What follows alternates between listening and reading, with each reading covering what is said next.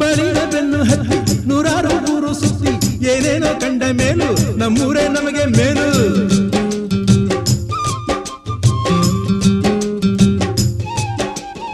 ಕೈಲಾಸ ಕಂಡ ನಮಗೆ ಕೈಲಾಸ ಯಾಕೆ ಬೇಕು, ದಾಸರ ಕಂಡ ನಮಗೆ ವೈಕುಂಠ ಯಾಕೆ ಬೇಕು. ಮುಂದಿನ ನನ್ನ ಜನ್ಮ ಬರೆದಿಟ್ಟನಂತೆ ಬ್ರಹ್ಮ ಇಲ್ಲಿಯೇ ಇಲ್ಲಿಯೇ ಎಂದಿಗೂ ನಾನಿಲ್ಲಿಯೇ.